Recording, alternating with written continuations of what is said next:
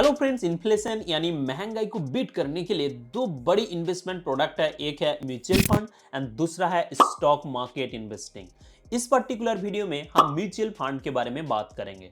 तो टॉपिक्स बताने से पहले मैं आपको दिखाना चाहूंगा कि इस अमाउंट को इन्वेस्टमेंट करके इतने पीरियड के बाद इतना अमाउंट आप अचीव कर सकते हो थ्रू दिस इंस्ट्रूमेंट यानी थ्रू दिस म्यूचुअल फंड। वो हम पहले देख लेते हैं। देखिए, ये एक लैमसम कैलकुलेटर है। लैमसम मतलब क्या है, तो ना एक ही टाइम में एक लैमसम अमाउंट आप इन्वेस्टमेंट कर रहे हो और एक सडन टाइम पीरियड के बाद उनको आप विड्रॉ करना चाहते हो। तो अगर हम कैलकुलेट करें 1 लाख अमाउंट से, आज आप 1 लाख अमाउंट इन्वेस्टमेंट कर रहे हो और आपका इन्वेस्टमेंट अमाउंट के ऊपर एक्सपेक्टेड रेट ऑफ रिटर्न 12% अगर मान के चले, जो कि रियलिस्टिक है। बहुत सारे इक्विटी म्यूचुअल फंड इससे ज्यादा रिटर्न्स बना के दे रहे हैं, राइट? 16%, 17%, 22%। लेकिन यहां पे हम 12% मान के चल रहे हैं एंड टाइम पीरियड 20, क्योंकि एक टाइम आप इन्वेस्टमेंट करके उनको छोड़ दे रहे हो और 20 साल के बाद ये वैल्यू हो जाएगा अप्रॉक्स 10 लाख। देखिए, 8,64,000 रिटर्न बना के आपको दे रहा है। Only 12% expected rate of return सामने मान के चल रहा है इक्विटी फंड में। तो ये हो गया लमसम। अगर हम बात करें एसआईपी, अगर आप 5,000, let me put this amount 5,000 and expected rate of return यहाँ पे 15 है बाय डिफॉल्ट, बट हम 12 मंथ की चलेंगे एंड यहाँ पे हम 20 साल तक अगर 5,000 पर मंथ एसआईपी मतलब सिस्टमेटिक इन्वेस्टमेंट प्लान, आप पर मंथ एक सर्टेन अमाउंट देते चल रहे हो एंड 20 साल तक अगर आप इस तरह एसआईपी करते चले तो 20 साल के बाद कितना अमाउंट हो जाएगा, लेट्स सी। एक्सपेक्टेड जो अमाउंट है यानी 50 लाख, ये देख सकते हैं 50 लाख। आपने 12 लाख इन्वेस्टमेंट किया, एक ही टाइम में आप इन्वेस्टमेंट नहीं कर रहे हो। अगर आप एक टाइम में 12 लाख इन्वेस्टमेंट कर दे तो कहानी कुछ और होगा, राइट? आप पर मंथ देके चल रहे हो 20 साल तक एंड वेल्थ गेन आपने 40 लाख के आसपास अप्रॉक्स की है, 38 लाख के आसपास। तो ये है एसआईपी इन्वेस्टमेंट और ये है लमसम। म्यूचुअल फंड में दो तरह की इन्वेस्टमेंट बेसिकली होते हैं। तो आज हम बेसिक चीजों के ऊपर डिस्कस करेंगे कि म्यूचुअल फंड होता क्या है, how do mutual funds work, और ये स्टॉक मार्केट से अलग कैसे है। स्टॉक मार्केट इन्वेस्टिंग के बारे में बहुत सारे वीडियोस में बना चुका ऑलरेडी, 8-9 वीडियोस। ओके, तो ये स्टॉक मार्केट इन्वेस्टिंग से अलग कैसे है and types of mutual fund, तो सारी चीज एक्सप्लेन होंगे इन दिस वीडियो को शुरू से लेकर लास्ट तक जरूर देखिए। अब आइए सबसे पहले जानेंगे म्यूचुअल फंड होता क्या और कैसे काम करते हैं। म्यूचुअल मतलब आपसी एंड फंड मतलब पूंजी, रकम, यानी आपसी पूंजी, इसका सिंपल सा हिंदी मीनिंग है। अगर इसके डेफिनेशन की बात करें, mutual fund is a professionally manage investment vehicle that pulls money from multiple investors to buy diversified portfolio of stocks, bonds and other securities। यानी एक म्यूचुअल फंड हाउस होते हैं, एक स्कीम लॉन्च करते हैं। एक म्यूचुअल फंड हाउस, मान लीजिए XYZ म्यूचुअल फंड हाउस एक स्कीम लॉन्च किया और उस स्कीम को प्रोफेशनल द्वारा मैनेज किए जाते हैं, जिनको सब कुछ पता है मार्केट के बारे में, कहां पे इन्वेस्टमेंट करना है, कहां पे नहीं, कब विथड्रॉ कर लेना है, कैसे डाइवर्सिफाई करके रिस्क को मैनेज करना है। तो यहां तक आपको समझ में आया। एक mutual fund house scheme launch किया और स्कीम को मैनेज कर रहा है एक प्रोफेशनल टीम। लेकिन फंड कहां पे मिलेगा? फंड हम जैसे रिटेल इन्वेस्टर्स से, जिनके पास जितना कुछ अमाउंट है वो उस स्कीम को परचेज करते हैं, उस स्कीम में इन्वेस्ट करते हैं। ठीक है, इस तरह वो फंड हाउस एक बड़ा अमाउंट इकट्ठा कर लेते हैं एंड देन वो उस अमाउंट को अलग अलग जगह पर डाइवर्सिफाई तरीके से इन्वेस्टमेंट करना स्टार्ट करते हैं। ये जो सबसे लिए गया पैसा, पूल किए गए पैसा को हम कहते हैं म्यूचुअल फंड, और इस फंड प्रोफेशनली मैनेजमेंट के थ्रू इन्वेस्टमेंट होते हैं मार्केट्स में। तो ये होता है बेसिकली म्यूचुअल फंड। तो चलिए आगे बढ़ते और समझते हैं कि कैसे काम करते हैं। जैसे एक म्यूचुअल फंड हाउस एक स्कीम लॉन्च किया, इस प्रोसेस को कहा जाता है एनएफओ यानी न्यू फंड ऑफर। ओके, जैसे ही लॉन्च हो जाते हैं तो उस स्कीम का एक भाव होते हैं, यानी एक यूनिट का प्राइस, जिनको कहा जाता है नेट एसेट वैल्यू, एनएवी। ठीक है, तो मान लीजिए एबीसी नामक एक म्यूचुअल फंड स्कीम है, XYZ म्यूचुअल फंड हाउस ने लॉन्च किया और उनका एनएवी है 36। एनएवी मतलब एक यूनिट का प्राइस। और कोई बंदा, मान लीजिए रवि, 5,000 रुपीज इन्वेस्टमेंट करना चाहते हैं। ठीक है, और इसका आज के दिन 36 एनएवी है, तो 5,000 यानी इन्वेस्टमेंट अमाउंट डिवाइडेड बाई 36, कितना यूनिट्स उनको मिलेगा? 138 यूनिट्स। तो इतना यूनिट्स उनको मिल जाएगा। अगर मान लीजिए आप 10,000 रुपीज इन्वेस्टमेंट कर रहे हो और एनएवी 36, तो आपको डबल यूनिट्स मिल जाएगा, 10,000 डिवाइडेड बाई 36। तो यहां पे इसके डबल यूनिट्स आपको मिल जाएगा। ठीक है, तो ये जो भाव यानी एनएवी, एक यूनिट का प्राइस, ये बढ़ भी सकता है और घट भी सकता है, क्योंकि हमारे पैसा जहां पे इन्वेस्टमेंट की है प्रोफेशनल मैनेजमेंट के थ्रू, अगर वहां पे हमारे अच्छा खासा रिटर्न्स आते हैं तो ऑब्वियसली हमारे पैसा यहां पे ग्रो करेगा और साथ में ही हमारे जो एक यूनिट का प्राइस यानी एनएवी, ये भी इंक्रीज होता जाएगा ओवर पीरियड ऑफ टाइम। ठीक है, तो मान लीजिए आफ्टर 2 इयर्स एनएवी हो गया है उस स्कीम का, एबीसी स्कीम का 54, 36 से बढ़ के 54 हो गया। तो यहां पे अभी इसका करंट वैल्यू क्या हो जाएगा इन्वेस्टमेंट अमाउंट का? वो तो 5000 इन्वेस्टमेंट किए थे, 38 यूनिट्स मिले थे, राइट? तो अब इसका करंट वैल्यू हो जाएगा 138.88 यूनिट्स मल्टीप्लाई 54, यानी उसका अभी जो एनएवी है यानी एक यूनिट का जो भाव है यानी 7500 उनको अभी मिल जाएगा अगर वो स्क्वायर अप करते हैं, यानी उस स्कीम से एग्जिट होते हैं, उनको सेल करते हैं, जितने यूनिट्स मिले हैं उनको अगर सेल करते हैं तो इतना इनको प्रॉफिट हो जाएगा। तो इस तरह म्यूचुअल फंड काम करते हैं। लेकिन यहाँ पे और एक चीजें ध्यान देना है कि ये जो प्रोफेशनल मैनेजमेंट टीम है वो तो ऐसे ही नहीं लॉन्च कर दिया, ऐसे ही हमारे फंड्स को मैनेज कर रहे हैं, वो भी कुछ चार्जेस ले लेते हैं डेली बेसिस, और उसको एडजस्ट होने के बाद एनएवी हमको शो होते हैं डेली बेसिस। वो जो प्रोफेशनल मैनेजमेंट टीम है वो उनका खर्चा ले लेते हैं एंड देन एडजस्टेड एनएवी हमको मिलते हैं।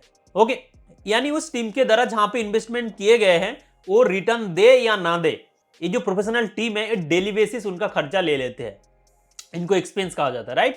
तो ये होता है म्यूचुअल फंड। और इस म्यूचुअल फंड का जो रेगुलेटर है, जो बॉस है, वो सेबी, जैसे कि स्टॉक मार्केट को भी रेगुलेट करते हैं, तो बेसिकली इस म्यूचुअल फंड को भी सेबी यानी securities exchange board of India वही रेगुलेट करते हैं। तो आइए अब हम बात करेंगे कि mutual fund and stock market में डिफरेंस क्या है, म्यूचुअल फंड स्टॉक मार्केट से कैसे अलग है वो हम देख लेते हैं। तो देखिए यहाँ पे एक टेबल बना के मैं आपको दिखाने की कोशिश करूंगा। यहाँ पे aspect mutual fund investing and stock market investing, aspect and nature of investment की बात करें तो यहाँ पे देखिए पूल्ड इन्वेस्टमेंट इन डाइवर्सिफाइड पोर्टफोलियो। सबसे पहले म्यूचुअल फंड में पैसा को इकट्ठा किए जाते हैं एंड देन अलग अलग जगह पर डाइवर्सिफाइड तरीका से प्रोफेशनल मैनेजमेंट टीम के थ्रू इन्वेस्टमेंट होते हैं। लेकिन स्टॉक मार्केट में क्या, direct ownership of individual stocks, आपको ओनरशिप मिल जाते हैं। रिलायंस का एक शेयर आप खरीद रहे हो तो उसका ओनरशिप आपको मिल गया, अगर स्टॉक्स अच्छा करे तो उसका शेयर प्राइस बढ़ेगा तो आप भी कुछ पैसा कमाएंगे as a partial owner of that stock, right? यानी स्टॉक मार्केट इन्वेस्टिंग में आपको ही स्टॉक सिलेक्शन से लेकर सारी चीजें आपको ही करना है। लेकिन म्यूचुअल फंड में इन्वेस्टिंग का जो डिसीजन है वो प्रोफेशनल मैनेजमेंट टीम के थ्रू होते हैं। नेक्स्ट जो है risk and diversification, generally lower risk due to diversification across various assets within the fund. Mutual fund में ऑब्वियसली रिस्क कम है क्योंकि एक प्रोफेशनल मैनेजमेंट टीम के थ्रू जो सब कुछ जानते हैं उनके थ्रू हमारे पैसा इन्वेस्टमेंट हो रहे हैं मार्केट में, तो रिस्क बहुत ही कम है कंपेयर टू स्टॉक मार्केट।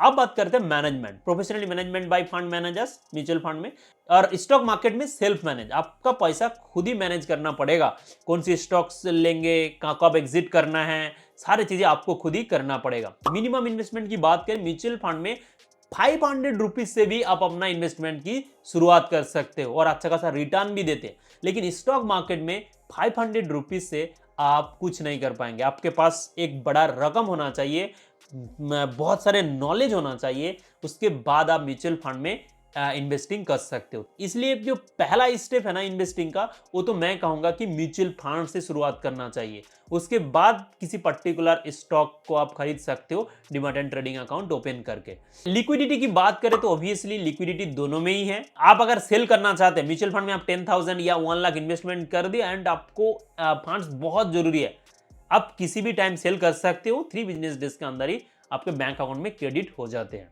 ठीक है, उस टाइम आपका जो भी एनएवी चलेगा उससे आपका यूनिट्स, जितने यूनिट्स आपको मिले थे वो मल्टीप्लाई करके वो अमाउंट आपको मिल जाते हैं। लेकिन 1 ईयर से पहले अगर आप कर रहे हो तो एग्जिट लोड आपको देना होते हैं। तो आइए अब बात करेंगे कॉस्ट। यस, म्यूचुअल फंड में एक्सपेंस रेशियो होते हैं एंड कुछ अलग फीस भी होते हैं, तो इसलिए ये थोड़ा कॉस्टली है कंपेयर टू स्टॉक मार्केट। लेकिन स्टॉक मार्केट भी फ्री नहीं होते हैं, आपको brokerage charge, transaction charge, SEBI charges, ये सारे चार्जेस भी होते हैं। ओवरऑल अगर कहूँ यहाँ पे कॉस्ट की तो म्यूचुअल फंड ज्यादा कॉस्टली है क्योंकि ये प्रोफेशनल मैनेजमेंट टीम के थ्रू इन्वेस्टमेंट हो रहा है। ठीक है, अब आते हैं returns. Returns are based on the overall performance of the funds portfolio, क्योंकि हमारे फंड्स एक मैनेजमेंट टीम के थ्रू इन्वेस्टमेंट होते हैं, तो उस पोर्टफोलियो का जो भी रिटर्न है उनके ऊपर हमारा रिटर्न डिपेंड करते हैं। ठीक है। लेकिन स्टॉक मार्केट इन्वेस्टिंग अगर देखें तो returns depend on the individual stock. जिस स्टॉक्स को आपने चूज किया वो अगर अच्छा कर जाए तो बहुत अच्छा खासा रिटर्न मिल जाएगा, अगर नीचे गिर जाए तो आपको बहुत बड़ा लॉस भी हो सकता है। तो नेक्स्ट जो पॉइंट है, knowledge requirement. Require basic investment knowledge but less active management. क्योंकि आप म्यूचुअल फंड में एक्टिवली मैनेज नहीं कर रहे हो, आप पैसे को आपने जस्ट स्कीम का यूनिट खरीद लिया है और आपका पैसा मैनेजमेंट टीम के थ्रू इन्वेस्टमेंट हो रहा है, तो आपको ज्यादा नॉलेज की जरूरत नहीं है। आपको सिर्फ एक अच्छा फंड हाउस चूज करना है और एक स्कीम को पिक करके अपना इन्वेस्टमेंट की जानने को शुरुआत करना है। लेकिन स्टॉक मार्केट इन्वेस्टिंग के लिए requires good understanding of the stock market, individual companies and market trends. आपको सब कुछ सीखना होगा, टेक्निकल फंडामेंटल एनालिसिस सब कुछ सीखना होगा स्टॉक मार्केट इन्वेस्टिंग के लिए। अब हम फाइनल पॉइंट की बात कर लेते हैं, सुटेबिलिटी। तो यहाँ पे म्यूचुअल फंड में सभी के लिए है। मैं तो पहले ही बता दिया कि अगर आपको बेसिक भी नहीं आते स्टॉक इन्वेस्टिंग की तो आप म्यूचुअल फंड से शुरुआत करें, एक स्कीम पकड़ के आप उसका यूनिट्स खरीद लो और आपका पैसा प्रोफेशनल मैनेजमेंट टीम के थ्रू इन्वेस्टमेंट होता रहेगा मार्केट में। लेकिन स्टॉक मार्केट इन्वेस्टिंग उन्हीं को करना चाहिए जिनके पास बहुत सारा नॉलेज है, तो भी जाके आप कीजिए, जो आप रिस्क ले सकते हो, आपके पास पैसे भी है। तो ये है डिफरेंस, मैंने आपको बता दिया। फिर भी अगर आपको डीमैट अकाउंट ओपन करके ट्रेडिंग स्टार्ट करना है, इन्वेस्टिंग स्टार्ट करना है, तो लिंक इस वीडियो की डिस्क्रिप्शन में मिल जाएगा। आप इतने सारे ब्रोकर में अकाउंट ओपन करके अपना इन्वेस्टिंग या ट्रेडिंग की जानने की शुरुआत कर सकते हो। तो आइए अब हम आगे बढ़ेंगे and types of mutual fund के बारे में बात करेंगे। देखिए यहाँ पे बेसिकली 5 तरह की फंड्स होते हैं: equity fund, date funds, hybrid funds, index fund and sectoral funds. ठीक है, तो सबसे पहले आते हैं इक्विटी म्यूचुअल फंड्स पर। ये फंड्स प्राइमरीली स्टॉक में इन्वेस्टमेंट करते हैं। अगर आप लॉन्ग टर्म ग्रोथ चाहते हैं और रिस्क टॉलरेट कर सकते हैं तो इक्विटी म्यूचुअल फंड्स एक अच्छी ऑप्शन हो सकती है। इक्विटी म्यूचुअल फंड स्कीम अगर आप खरीद रहे हो तो प्रोफेशनल मैनेजमेंट जो टीम है वो अपने पैसे को कहां पे इन्वेस्टमेंट करेगा? स्टॉक परचेज करने में, स्टॉक में इन्वेस्टमेंट करने में। एक किन लोगों के लिए सुटेबल है? जिनको लॉन्ग टर्म इन्वेस्टमेंट करना है, यानी आज इन्वेस्टमेंट करके 5 साल 10 साल तक आपको होल्ड करके रखना है, उन लोगों के लिए ये सुटेबल है। ठीक है, और रिस्क भी है क्योंकि ये तो आपको पता है कि stock market investing to subject to market risk. Professional management team के थ्रू किसी स्टॉक परचेस हुआ है और उस स्टॉक गिर भी सकता है। उस स्टॉक मान लीजिए उस कंपनी अच्छा नहीं किया है और उसकी शेयर प्राइस गिर गया, तो क्या होगा? हमारा ओवरऑल जो पोर्टफोलियो है उस पोर्टफोलियो का वैल्यू कम हो जाएगा एंड ओवरऑल एक यूनिट का प्राइस कम हो जाएंगे और ऐसे बायर ऑफ दैट स्कीम तो हमारा लॉस होंगे। तो ये चीजें आपको ध्यान देना है। ये एक टाइप की म्यूचुअल फंड है जिनको हम इक्विटी म्यूचुअल फंड कहते हैं। फिर आते हैं डेट म्यूचुअल फंड्स। इनमें इन्वेस्टमेंट होती है फिक्स्ड इनकम सिक्योरिटीज में, जैसे कि गवर्नमेंट बॉन्ड्स, कॉर्पोरेट बॉन्ड्स। ये फंड्स लो रिस्क के साथ स्टेडी इनकम प्रोवाइड करते हैं, आइडियल होते हैं कंजर्वेटिव इन्वेस्टर्स के लिए। तो डेट म्यूचुअल फंड्स में बेसिकली हमारी जो गवर्नमेंट सिक्योरिटीज है, बॉन्ड्स है, ये सारे में इन्वेस्टमेंट होते हैं और ये उन लोगों के लिए सही है जो शॉर्ट टर्म इन्वेस्टमेंट करना चाहते हैं, 2 साल 1 साल, और एक रेगुलर इनकम जनरेट करना चाहते हैं, 6% 7% रिटर्न आप जनरेट करना चाहते हैं, तो डेट म्यूचुअल फंड्स उन लोगों के लिए सही रहेगा। अब हम हाइब्रिड म्यूचुअल फंड्स की तरफ बढ़ते हैं। ये फंड्स मिक्स होते हैं इक्विटी और डेब्ट इंस्ट्रूमेंट का। ठीक है, कि ये जो प्रोफेशनल टीम है वो टीम क्या करते हैं, 50% अमाउंट, मान लीजिए 10 करोड़ रुपीस इकट्ठा किया तो 5 करोड़ रुपीस इक्विटी में इन्वेस्टमेंट कर रहे हैं एंड 5 करोड़ रुपीस डेट में इन्वेस्टमेंट कर रहे हैं, तो इसको कहा जाता है हाइब्रिड फंड। अब बात करेंगे कि सेक्टोरियल फंड्स। कुछ लोगों को स्पेसिफिक सेक्टर्स में इंटरेस्ट होते हैं, अगर आप उनमें से हैं तो सेक्टोरियल म्यूचुअल फंड्स आपके लिए होते हैं। ये फंड्स एक पर्टिकुलर सेक्टर में इन्वेस्टमेंट करते हैं, जैसे कि फार्मा, आईटी, बैंकिंग। ठीक है, इस तरह इंडेक्स फंड भी होते हैं, जैसे कि हमारे निफ्टी है। निफ्टी मतलब एनएससी एक्सचेंज में लिस्टेड टॉप 50 कंपनीज। अगर आप इंडेक्स फंड्स को लेते हैं तो उस इंडेक्स का रिटर्न को रेप्लिकेट करता है। वो जो इंडेक्स है निफ्टी 50 जैसा परफॉर्मेंस देगा स्टॉक मार्केट में, वैसे ही आपका जो स्कीम है उस स्कीम उसी तरह रिटर्न देता जाएगा। ठीक है, तो ये होता है इंडेक्स फंड या सेक्टर फंड। और आखिर में आते हैं ईएलएसएस फंड यानी टैक्स सेविंग स्कीम। यहाँ पे 80C के दौरान आपको छूट मिल जाता है, टैक्स बेनिफिट मिलते हैं और आपको अच्छा खासा रिटर्न भी मिल जाते हैं। तो अगर आप इन्वेस्टमेंट करना चाहते हैं, टैक्स बेनिफिट उठाना चाहते हैं, तो आप ईएलएसएस में भी इन्वेस्टमेंट करके अच्छा खासा रिटर्न प्राप्त कर सकते हो। तो ये तो मैंने अलग अलग टाइप के म्यूचुअल फंड्स के बारे में भी बता दिया। देखिए in the next video mutual fund playlist को आप जरूर फॉलो कर लीजिए। ये पहला वीडियो होगा। पार्ट 2 में मैं आपको डायरेक्ट इन्वेस्टमेंट करके दिखाने वाला हूं। ठीक है, लाइव दिखाने वाला हूं किसी भी म्यूचुअल फंड में डायरेक्ट आप कैसे खुद से कर सकते हो, या फिर इस नंबर से आप मुझे फ़ोन या मैसेज कर लीजिए, I will call you and guide you कैसे कुछ करना है, मैं आपको सारी चीज़ें समझा दूंगा। तो next step investing in mutual fund से स्टेप बाय स्टेप गाइड की अगर बात करें तो सबसे पहले है सिलेक्ट एएमसी। एएमसी मतलब mutual fund house, asset management company.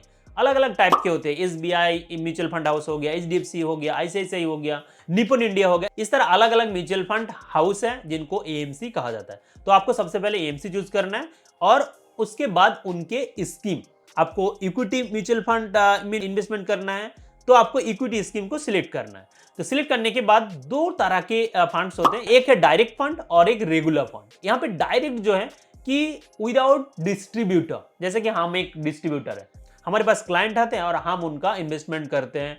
वो अगर कहते हैं अभी पॉज कर दीजिए तो हम पॉज भी कर सकते हैं एसआईपी को, फिर आप कभी भी स्टार्ट कर सकते हो। बेसिकली हम गाइड करते हैं। तो अगर आप रेगुलर चूज करेंगे दैट्स मीन थ्रू डिस्ट्रीब्यूटर, और डायरेक्ट मतलब विदाउट डिस्ट्रीब्यूटर। ओके, यानी खुद से ही आपको स्कीम को चूज करना है, वहां पे इन्वेस्टमेंट करना है। अब आते हैं growth fund and IDCW. IDCW मतलब income distribution cum capital withdrawal, right.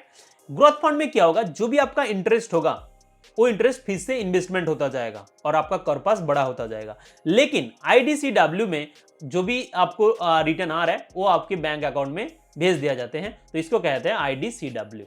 So that's all guys, इस पर्टिकुलर वीडियो में मैं आपको जस्ट बताया कि म्यूचुअल फंड होता क्या है, कैसे काम करते हैं और आप कैसे इन्वेस्टमेंट कर सकते हो। फिर भी कुछ क्वेरीज हैं तो feel free to ask on comment section, और इस नंबर पे व्हाट्सएप कर सकते हो। अगर आपको इन्वेस्टिंग करना है तो डेफिनेटली आप कीजिए, आई विल गाइड यू। कभी भी कुछ भी प्रॉब्लम है आप मुझे फोन कर सकते हो। सो मिलते हैं इन द नेक्स्ट एपिसोड, तब तक के लिए बाय।